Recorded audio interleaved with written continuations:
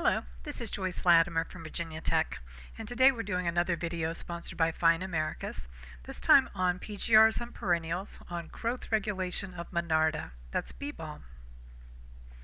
Monarda is a very popular perennial, especially for hummingbirds in summer gardens.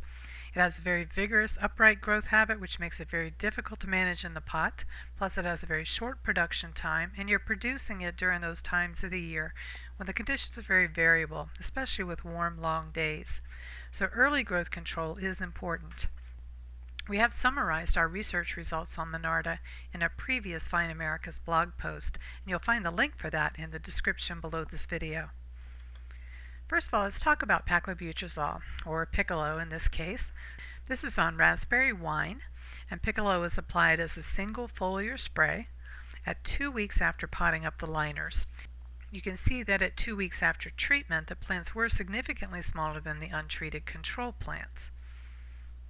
However, at 4 weeks after treatment, there was very little difference in the growth of the treated and untreated plants.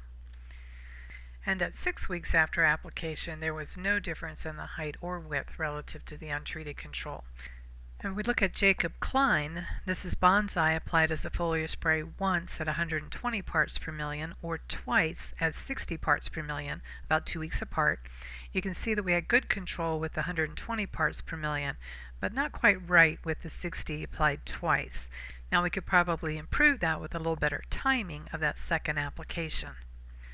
We look at raspberry wine liner soaks. This is Piccolo 10XC as a 2-minute liner soak the day before potting the liners. So this is where you get the really early growth control.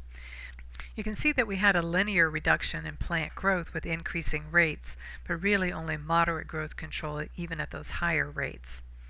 And if we look at these plants at 4 weeks after treatment, you can see that we still have some control with these higher rates, 8 and 16 parts per million. However, at 6 weeks after treatment, you can see that we've lost pretty much all of that control. So the 16 part per million liner soak gave us acceptable height control through 4 weeks after treatment. But if we need to hold those plants longer, we're going to have to come back with another plant growth regulator application or start with a higher liner soak rate. If we look at drenches on Jacob Klein compared to a spray application of 160 parts per million of Piccolo 10XC, you can see that the drenches are much more effective. With growth control at about 32% with your spray application, we had plant heights about 70% less than our untreated control with our lowest drench rate. This is at 3 weeks after treatment. Look at those plants at 6 weeks after treatment. You can see that both our control and our spray application are severely overgrown, but we still have excellent control with our 8 part per million drench. Drench is higher than that, the rates higher than that definitely cause some stunting.